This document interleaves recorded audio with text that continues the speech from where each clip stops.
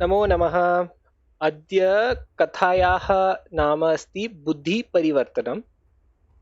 तर्हि आरम्भं कुर्मः। कः अथवा का प्रथमं गन्तुम् इच्छति?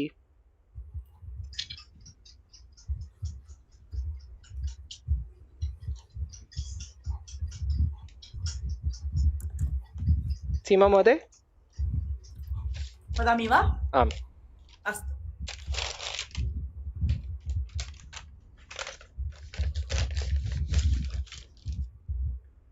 अन्यत्र कुत्रापि गन्तुम् अशक्तं सर्वदा वृक्षशाखायां लम्बमानं वेतालाविष्टं शवं पुनरपि स्कन्दे आरोप्य त्रिविक्रमः मौनेन श्मशानमार्गम् अनुसृतवान्। तदा शवे स्थितः वेतालः उक्तवान्, अये महाराज, भवान् एतादृशे मध्यरात्रे भयङ्करे श्मशानमार्गे गच्छन् अस्ति।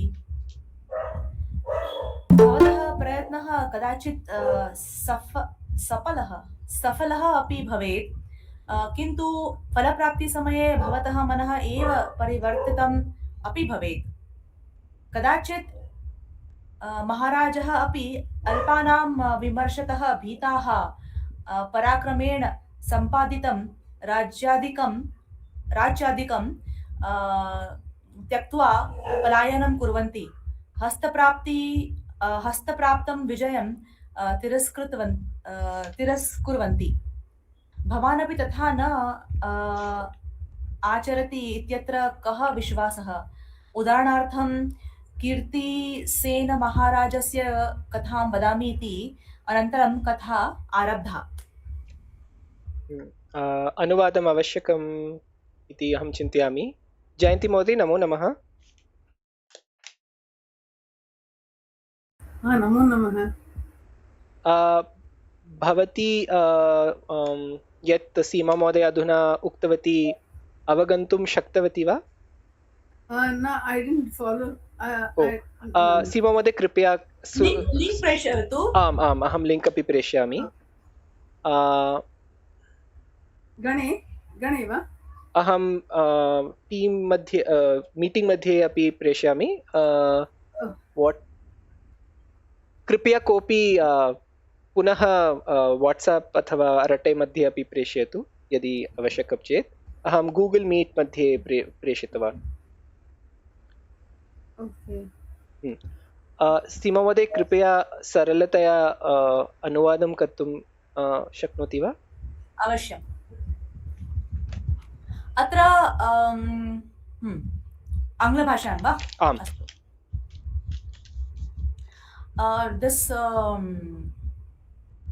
This Vetal, he couldn't go anywhere else and was always on the branch hanging upside down. So Trivikrama again put him on his shoulders and began walking the path of the burial or the crematorium or whatever. Then the Vetal residing in the corpse said, Aye Maharaj, you are walking in this scary crematorium in the middle of the night. So because of your courage, it might just succeed. But by the time you get your result, your mind may change. As in, you might put in this effort to get something, but once you get it, you might change your mind. Like that, what's what he meant. Sometimes even kings are afraid of the comments made by people. They may abandon their earnings, and they might flee. Some kings also reject the victory they already had in their hands. Then he says, okay, now I'll narrate to you the story of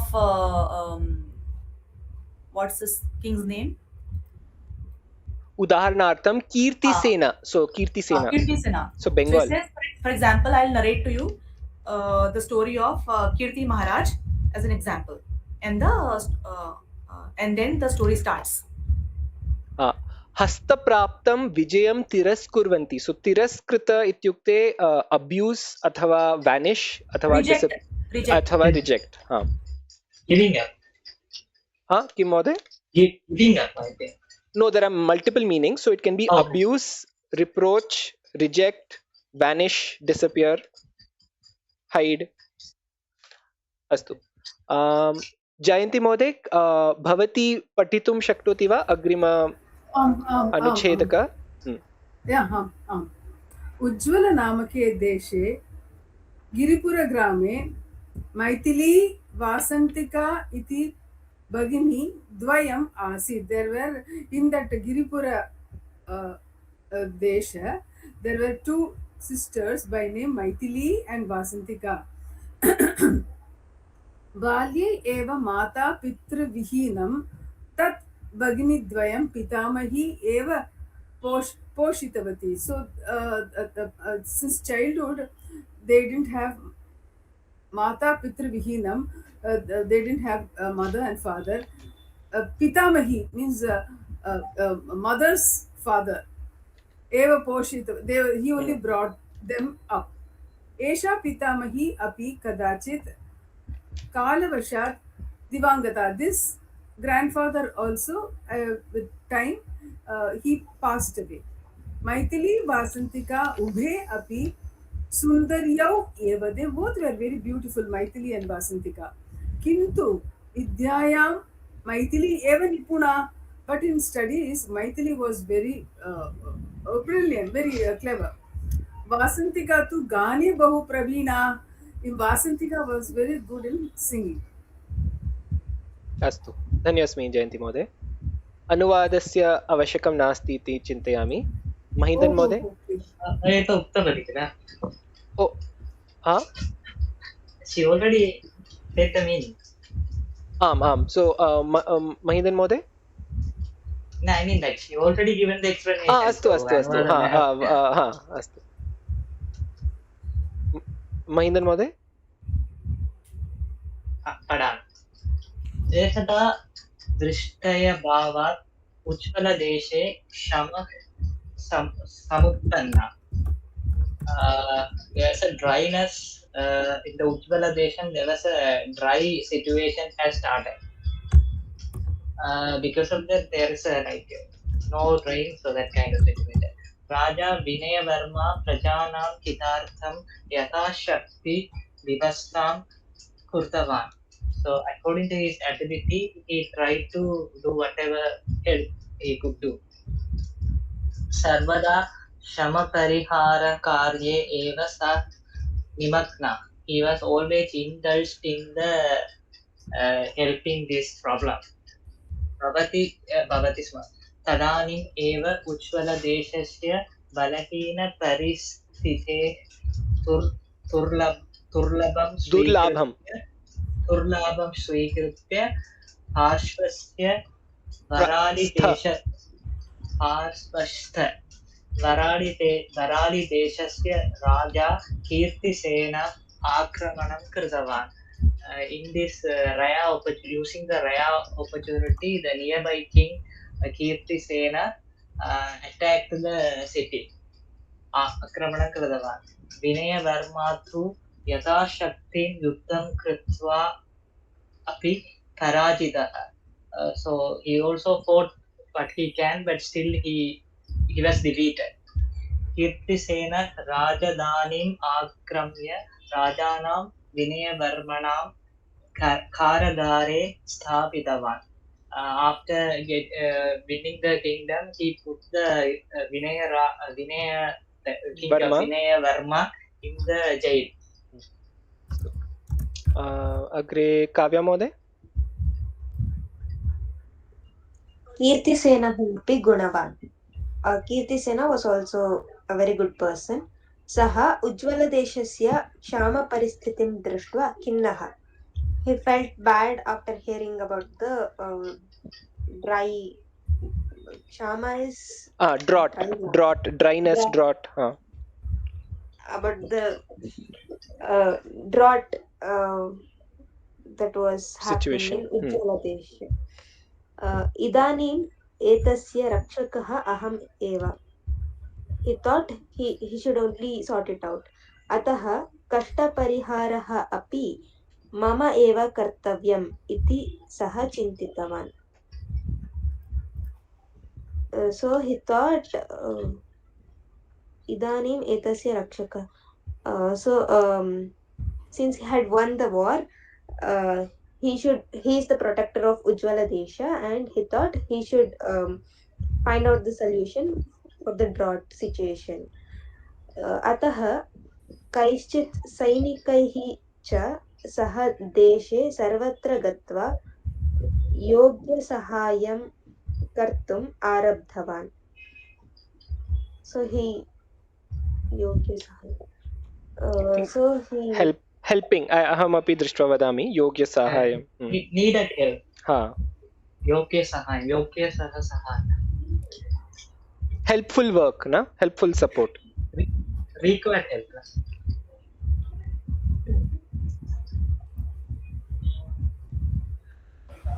Yogya Sahayam is deserving, like what they yeah yogya is fit or proper. Yeah. So yogya sahaya means appropriate support, appropriate help. Exactly. So he started doing appropriate help to the country, to the nation. कीर्तिसेनः एवं पर्यटनं कुर्वन् गिरिपुरग्रामम् आगतवान्. He went to गिरिपुरग्रामम्. तद्दिने एव वासन्तिका कुत्रापि न दृष्टा. So वासन्तिका That same day Vasantika went missing. Oh, अस्तु. Is my understanding.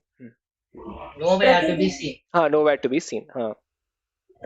प्रतिदिनम् एव अद्यापि जलम् आनेतुं नदीं गता सा न प्रत्यागता. So she used to go every day to the river to fetch water, but she hadn't come back. Maithili Anujam Anveshtum Prasthitha. Maithili was searching for her sister. Vasantika Kutra na Drishta. She didn't find her. Kintu Taya Nitaha Ghataha Naditire Labdaha. But she found the pot near the river. Ghatam Sthapayitva Nadim Gatam Vasantikam Ekah Drishtavan Asit. There was one person who witnessed her leaving the ghata near the at the river and then going. अस्तु. दीप्ति महोदय वक्तुं शक्नोति वा? आम्.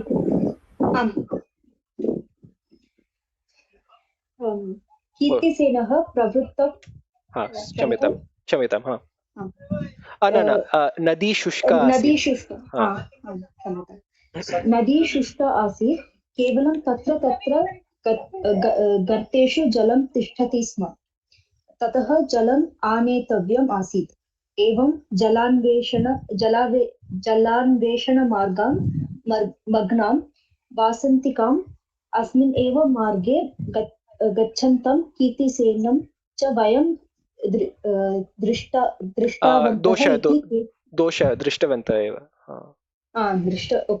दृष्टवन्तः इति केचन उक्तवन्तः. कीर्तिसेनः एव वासन्तिकाम् उपहृतवान् स्यात् इति संशयम् अपि प्रकटितवन्तः. एतत् श्रुत्वा मौथिली व्यथिता.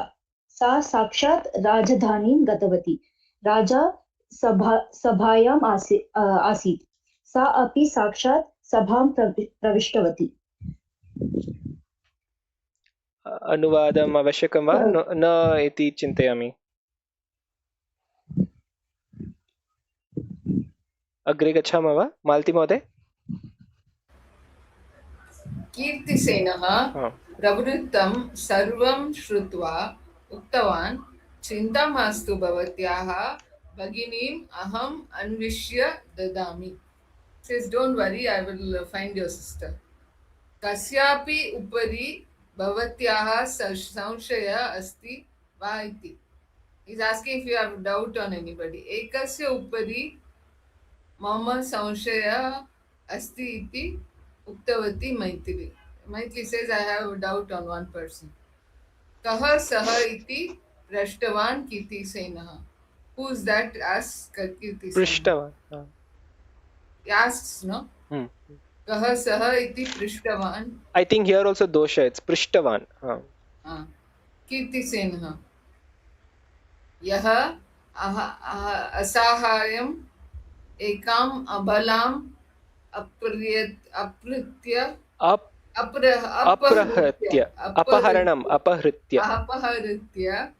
आगतवान् सः एव मम संशयविषयः इति मैथिली उक्तवती. So someone has taken her away, but she doesn't tell who it is, no? She's not telling who it is.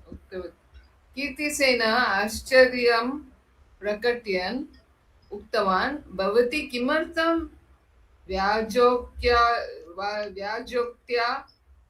कथयति? I think it means roundabout way. What I'll check. Or Vyajok. is it just a guess she's making? No, Vyajoktya, I think in the context it should mean why are you speaking in riddles or something like riddles, that. But agre gachyuta aham drishtva. Sadairyam vishayam vadatu. Without fear. So why are you hiding? So without fear you just tell.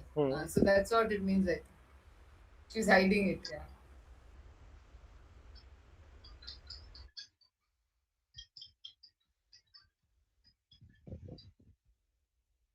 Who's next? अहमेव वा? सीमा महोदय भवती एव पठतु, अहं कोशः दृष्ट्वा वदामि.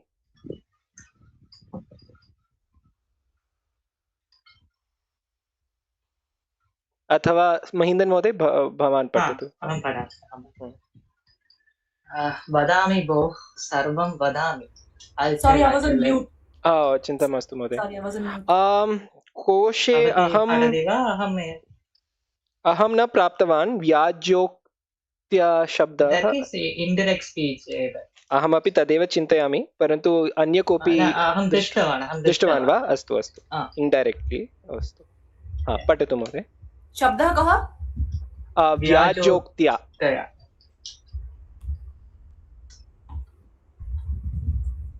Yeah, it must be that because the next sentence is sadairyam. Context based, I am also able to ऊहां तु कर्तुं शक्नोमि. अस्तु महीन्द्र महोदय पठतु अग्रे. वदामि भोः, सर्वं वदामि. I tell everything. सर्वम् अपि सोढुं सिद्धा भूत्वा एव आगतवती अहम्. I came ready for everything. I'm able to tolerate everything. That's how I came. भवानां मां शिक्षयेत् इति भीतिः अपि नास्ति मम. She says like मुझे मत सिखाओ. Yeah, but in Sanskrit I can't give it. If you teach something, I am not even feared. You teach me something. 6 days.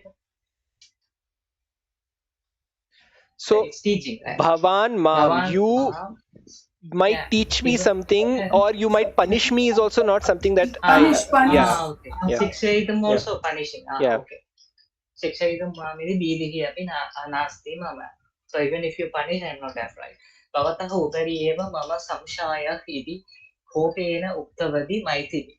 I have a doubt only on you. With anger, she said. Maithili said. Chakita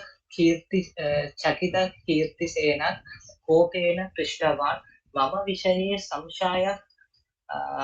That confused and with anger. No. Atra samshaya is more like doubt. You are doubting me. Mama vishaya samshaya. Yeah. Chakita ityukte Chakita कीर्तिसेन. Chakita आश्चर्य चकितः ना. So surprised Chakita. Jolted. कोपेन पृष्टवान् मम विषये संशय.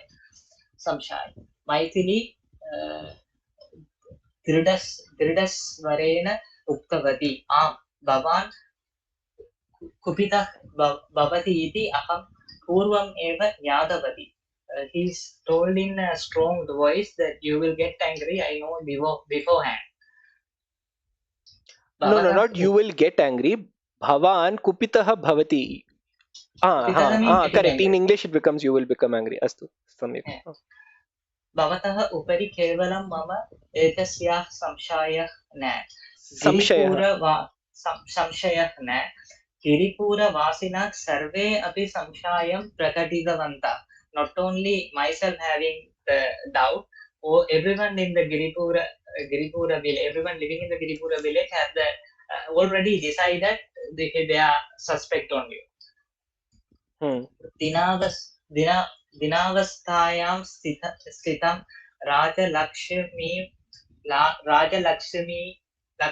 एव भवान् वशीकृतवान्.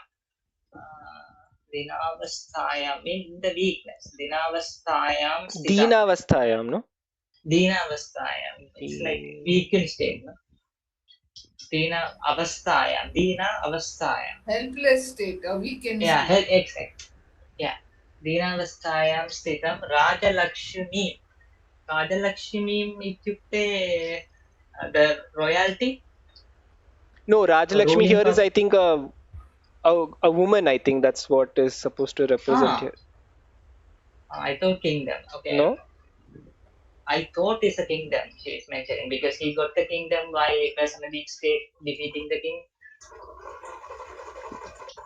But I don't think the name of the kingdom was Rajalakshmi, no? It was. Yeah, So I it think says here yes. it means you are it's a samasa, I think. You're the Lakshmi of the Rajya. Oh, you've taken the wealth, is it? Rajalakshmi eva. No. You are the Lakshmi. It's like a adjective. So he's taken a woman, is what is the meaning, right? No. Dinavastayam talking about woman, I think, because in a weakened state you will get that to Rajalakshmi also. He's saying, I think, new character is what I feel. No, not a new character. I think she means the kingdom even in the bad state you seize the kingdom. Dinavastayam sthitam Rajalakshmim eva bhavan vashikrithavan. You are eva means kingdom or palace or something, maybe a metaphor. So agre gachatu, I have noted it down. एतादृश धर्मविदुरः भवान् सुन्दरीं तरुणीम् एकाकिनीं न अपहरति इत्यत्र कः विश्वासः. You are lacking the dharma, likewise, because you did that, so likewise you don't have the dharma. Bhavan Sundarim, the beautiful woman, but how can I trust you wouldn't kidnap a beautiful woman? Bhavan Sundarim Taruni ityukte young woman. एकाकिनीं alone न अपहरति इत्यत्र कः विश्वासः. भवान् यदा नदीतीरे गच्छति स्म तदा एव सा अपि अदृश्यतां गता इति. When you are traveling in the bank of the river, that's the time she also disappeared. Astu. Seema Mode? पठामि वा?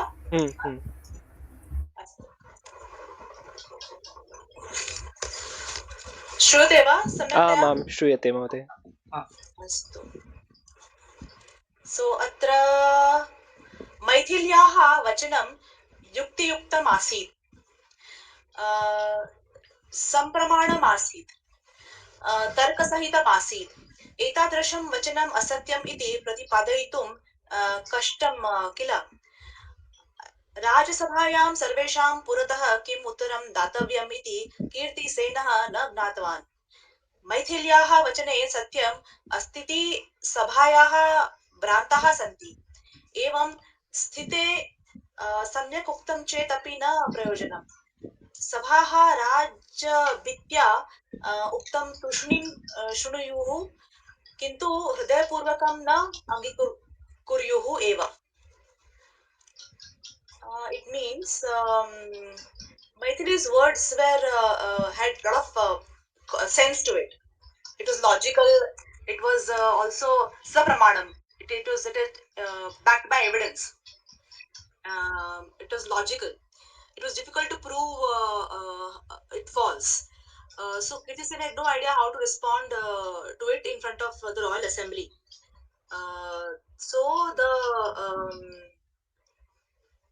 So everybody believed Maithili's words basically. So in that, even saying anything truthful would not be of any help. So out of fear, the members might listen silently. So they would never accept it. So he just kept quiet.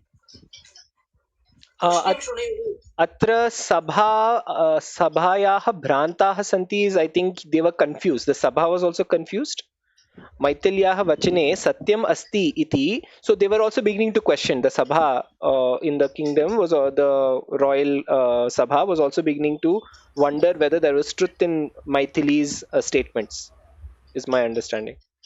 See, Maithilyaah vachane satyam astiti sabhayaah vrantaah santi. So Branta is wandering or confused. So they are also beginning to now suspect, oh, is she right? Did the king take away a kidnapper girl?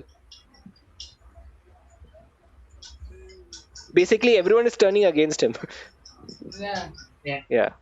They're silent, but inside they are not agreeing wholeheartedly.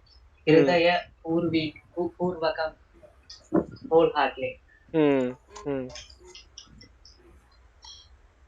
Sabhayaha Rajabhityam. So again, fear of the king, they were quiet and listening, but in their heart, they were not fully able to. Wholeheartedly, they are not agreeing. अग्रे अहमेव पठामि. किञ्चित् कालं चिन्तयित्वा कीर्तिसेनः मैथिलीम् उक्तवान्. So after some time, after like thinking a pause, he speaks. Double quote start. भवत्याः भगिनी मया न अपहृता इति देवसाक्षितया वदामि. I am now putting sakshi that the devatas are the sakshi that I did not kidnap your sister. तस्याः अन्वेषणं मम आद्यं कर्तव्यम्. I will start now. I will start searching for her now. It must be done now. भवती अत्र विश्वासं स्थापयतु इति. Now have trust in me, though it's not saying in me. Have trust. Maithili Giripuram Pratyagata. So then Maithili returns to Giripuram. Jayanti Mode. Maithili यदा गृहं प्रत्यागतवती तदा वासन्तिका गृहे एव आसीत्. When Maithili returned home, tada then Vasantika was there at home only. Sa Sangeeta Kalayaah Sahapatinam Devaleye Parineeya Tena Saha Agatavati Asit. She the classmate of music classmate, having married in the temple her music classmate, with him only Agatavati Asit, she had come. Maithilyaah Prishta Vasantika. When she was asked by Maithili, Vasantika said, Yadi Vivaha Vishayam Aham Purvam Eva Badami Tarhi, if had I told about in the matter of marriage before only, Tarhi Bhavati na Angikaroti, then you wouldn't have agreed for it. Api cha Bhavatyaha Apeksha Purvam Eva Jayamanasya मदीय विवाहस्य विषयं वक्तुम् अपि मम लज्जा आसीत्. Okay, अपि च also before you only I was married, and to tell this I was a little bit shy also. Sahapatina Pitamani Vruddha Avastha cha, my Sahapatina Sahapatina's, the classmates' grandfather was old. He was in the state of old age also, and was Pitamahi is, I think, a paternal grandmother. Pitamahi. Mother's father. No, Pitamahi. Father's mother. So Vriddha. That's why it's Vriddha, not Vruddha. Pitamahi is father's mother. Father's mother. Okay. वृद्धा अवस्था च सा मरणतः पूर्वं पौत्रस्य विवाहं द्रष्टुम् इच्छति. She wanted to see her grandson's marriage before the death. So vivahartam agraham karoti sma. She was encouraging him to uh, uh, uh, forcing him agraham. She was agraham forcing him to marry. Atha maya evam kritam iti. So that is why I also did like this. अस्तु.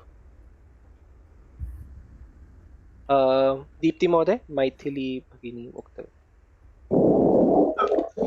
मैथिली भगिनी उक्तवती, सहोदरी भवती न बाला अपि तु प्रौढा, अतः विवाहविषये भवती स्वतन्त्रा एव.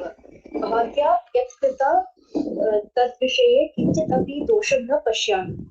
एषः सहपाठी अपि भवत्याः अनुरूपः एव अस्ति. भवती भवत्याः पतिं च दृष्ट्वा मम महान् सन्तोषः.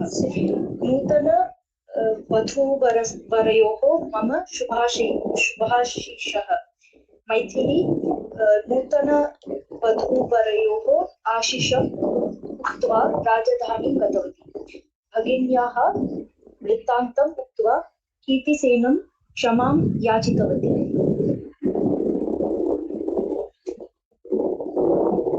अवगतं वा?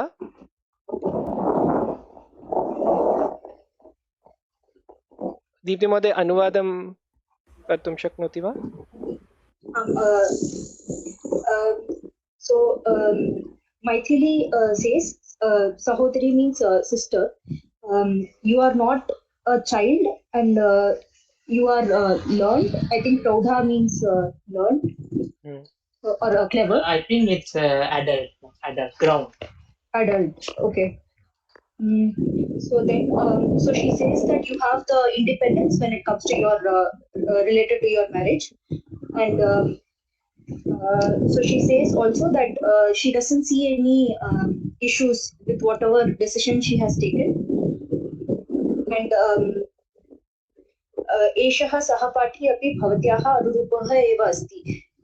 So it says that the Sahapati is also similar to her, to the Sahodari, and she says that by seeing you and your husband together, it gives me a lot of happiness.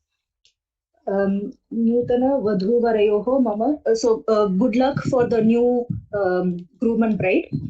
Maithili nutana. She gives her like good luck or her good wishes to them, and she leaves for Ashirvad. Ashirvad, and she leaves for her country to the Rajdhani. Bhaginyaha Vrittantam Uttva Kirtisenam Kshamam Yachitavati. Vrittantam, I don't know the meaning. Vrittantam is return. I think return, no? Sorry, Kim Mode? No, Vrittantam, I think that whole story. Correct. Vrittantam is news. Correct. Vrittantam is news. News, sir. Okay. So she says this news and she takes her leave. Like she leaves for her place. No. Bhaginyaha Vrittantam Uktva Kirtisenam Kshamam Yachitava. So I think her sister's news Uktva, she requests for Kshama. She tells all this to Kirtivasan. She relates the whole thing. Correct. Kirtisena. Astu. Malti Mode? Kirtisenah Hasan Uktwan Atra Kshama Prarthanayaha Prashna eva nasti. So smilingly he says there is no question of asking for forgiveness. Aham idanim bhavatam desham tyaktva gantum nishchitavan. I have taken a decision to go away from this place. Vinaya Varmane Rajyam Pratyarpayami. I will give back the Rajyam to Vinaya Varman. Bhavati Mam Yat Upakritavati Tat Bhavati Api Na Janati. When you doubted me, you also didn't know. Bhavati Dirghayushmati. No, I think it says upakritavati is, I think you also helped me. Even, yeah, how you Bhavati helped me. Mam Yat Upakritavati Tat The good thing Api You Na also gave me. How you, you have helped me, you don't know. yeah, yeah. Okay. Bhavati Dirghayushmati Bhavatu iti. So you live long. Anantaram Amulyani Ratnabharanadini Datva Tam Reshitavan. So he gives out the jewelry, is it? Hmm. And he goes away. Ah. Taddine eva. No, he gives out the jewelry. So basically, he's saying you actually helped me, and then he's giving her jewels, and then. Taddine eva Varman Vandanatah Mochayitva Tasmai Rajyam Pratyarpitavan. Taddine eva, that day itself, Vinaya Mandanatah. No. Bondage or prison. Vinay Varman Vandhanatah Mochayitva is to renounce, and then he gave him the Raja. Okay. I'll just check what Vandhanatah is. Yeah, it's a prison or bondage. Kim Mode? Bondage or prison.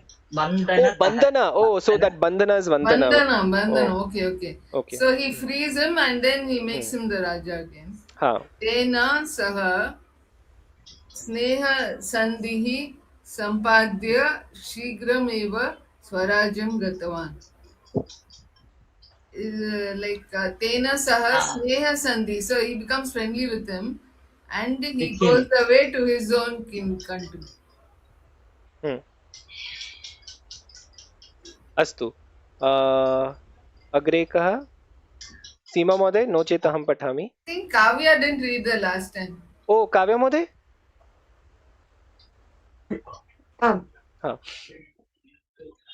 वेतालः एवं कथां समाप्य पृष्टवान् महाराज कीर्तिसेनस्य मनसि यत् परिवर्तनं जातं तत्र किं कारणम्? So after finishing the story, Vetala asks Vikrama, why did Kirtisena change his mind? पूर्वापरयोः विषये विचार्यमाणे तस्य व्यवहारः विचित्रः इव भाति किल? Doesn't it seem odd? राजसभायाम् अपमानं कृतवतीं मैथिलीं परिणेतुं सः किमर्थं निश्चितवान्? परिणेतुं is married? That doesn't make sense. That doesn't make sense. Yeah, it doesn't make sense. Yeah. But she didn't request. Right? I'm just checking if there's other meanings for the term parinetum. Okay. We accept.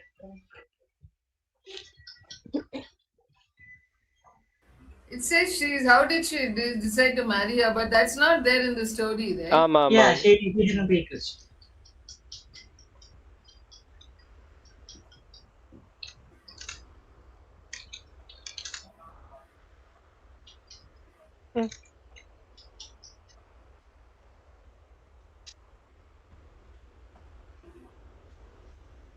Yeah, I'm only seeing husband.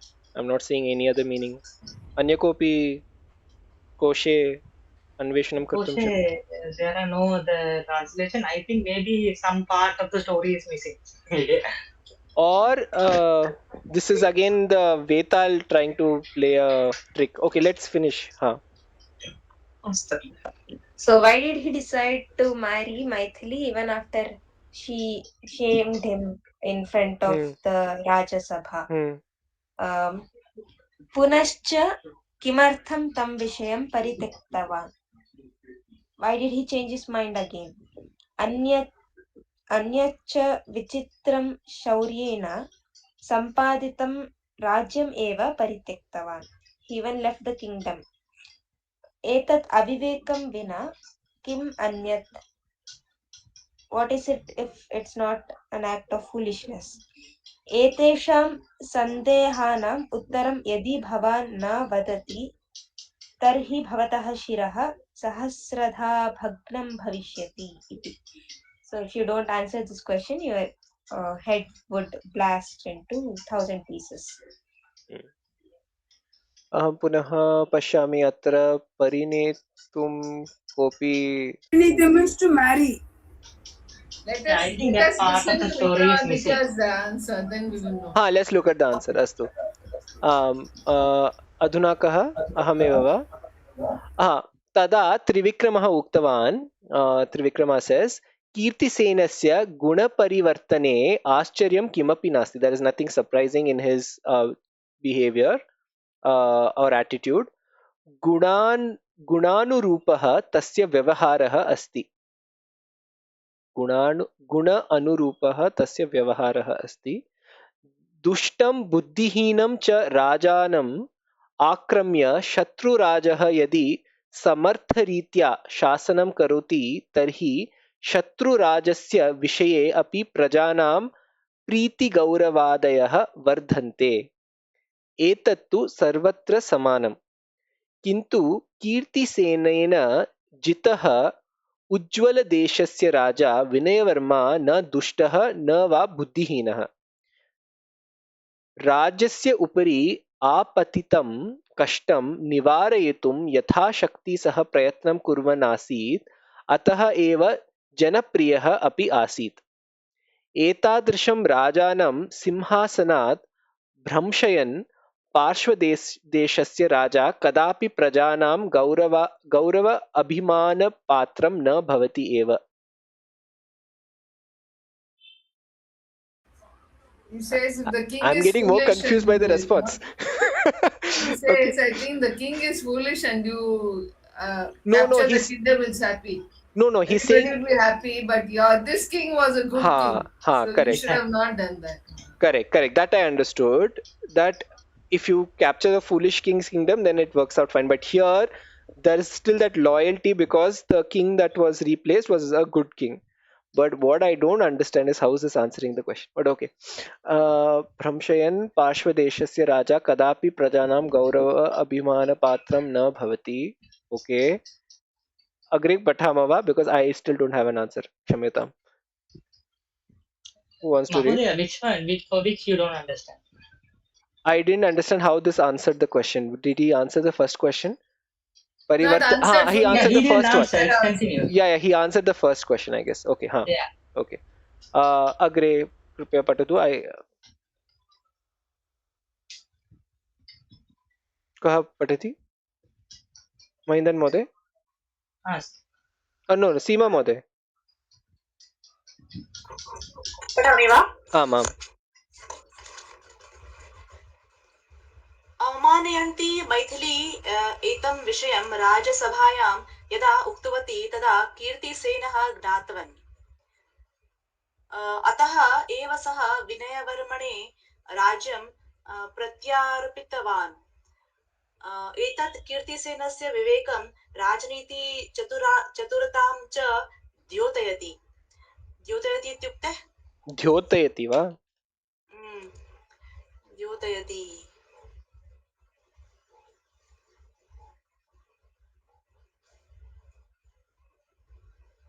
It's like reveals, shows. Demonstrates. Yeah. Demonstrates. I think he realized, Etat Kirtisena. Illustrate or clarify. What dhatu is this? No. Dhyotayati is means illustrate or clarify. But what is the dhatu? Anyways, Rajasabhayam sadhairyam akshepam कुर्वत्याः मैथिल्याः सौन्दर्येण राजा मुग्धः. अतः सः तां परिणेतुम् इष्टवान्. It means marriage only. परिणेतुम् is marriage only. अनन्तरम् एषा आलोचना अयुक्ता इति सः ज्ञातवान्. यतः वासन्तिका विषये संशयम् एव आधारीकृत्य पूर्वापरिविवेचनम्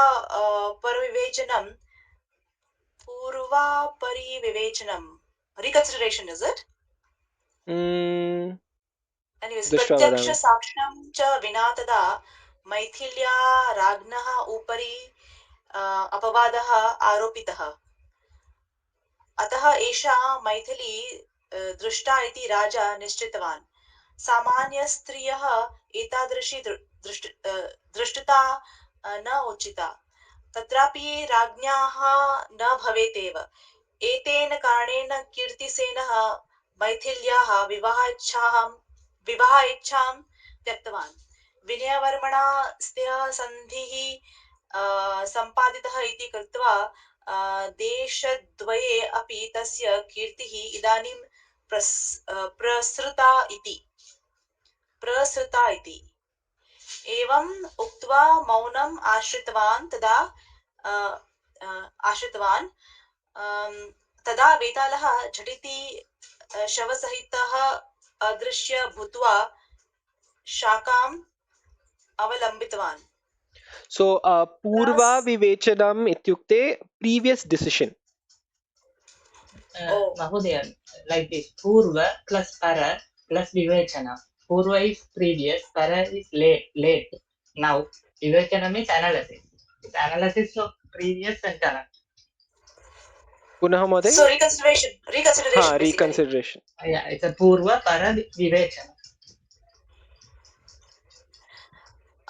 So here the word prasrita means to spring out of, set out. Prasthita is to Also, leave. If you're leaving for somewhere, you say prasthita. Prasrita. Kasmin vrityam. There is a word in there called it sprung out of. No. Where are you? Kutra asti? Prasrita. It also means Last line. Last line va? Prasrita astu. Okay. So Kirtisen, when after inserting Maithili, spoke in the court. Then what is that? Eta eva saha vinaya margena. That is when he returned to Vinay Varman. He gave Vinay Varmane Raja. He returned the kingdom to Vinay Varma. This shows Kirtisena's wisdom and shrewdness. And the king was liked Maithili's beauty, and also what she said in court. And he wanted to marry her because of that. He was impressed.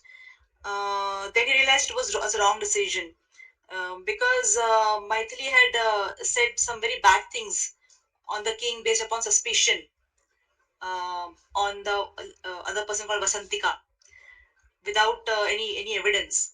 So the king said Maithili is too tough kind of a female, and ordinary women, samanya ladies, they don't have such attitude. Samanya striyah etadrishti drishtita na uchita. So it is not seen in ordinary females such being so tough. It should not be there in a queen. Hence he gave up on his idea of getting married to Kirti Sen. And his fame became more increased because of his friendship treaty with the king Vinay Varma. And then he became quiet. Kutrasti eva muktva maunam ashritvan. Astu. And then the Vetal disappeared with the corpse, the dead body, and again went back to the branch of the tree and hung over there. Prasrita atra पर्यायवाची शब्द बहु spread. It is spread. Kirti idanim prasrita ati. So here it can mean spread, stretched, lengthened. So the story is before this, all this thing happened, he was in favor of Vasantika, I think. No, I think like we were guessing, maybe one para is missing. Before it must have come. Before all this story of her missing, her sister missing, no? Before that he thought of marrying her, and then after that he changed his mind. No, I think there might be some para missing which might have given that context. No, we have not translated or something properly. No, it's missing. Certainly missing. Asking the marriage is missing. No, that is before, I think. The moment he came only, he was impressed.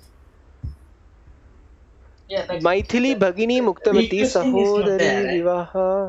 Anyways, our focus is grammar. No, it's okay. No, Yeah. but I want the story No, to they are make sense. wondering how we can miss the whole event. No? They're not I want reading the story to properly. make sense also. Vinaya No, that Varmane, also, and plus have we missed one whole Vinaya Varmane translation? Rajyam Pratyarpana. No, no, no, no, no. No, this must be before Varun. It must be moment he came only. Because Okay. he changed his mind later on. Okay, anyway, all of you have the link now. You can also test and reread if you missed a para. But अत्रैव स्थापयामः अग्रिमशनिवासरे पुनर्मिलामः.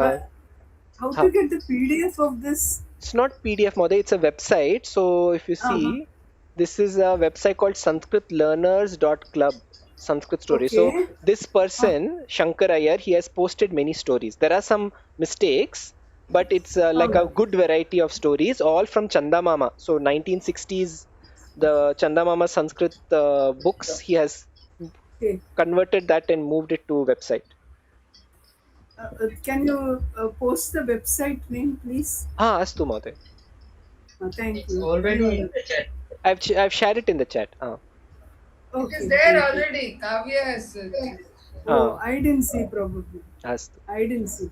आम् अस्तु पुनर्मिलामः अग्रिमशनिवासरे शिवरात्रि धन्यवादः सर्वेभ्यः. नमस्कारः, शुभरात्रिः. शुभरात्रिः. मिलामः.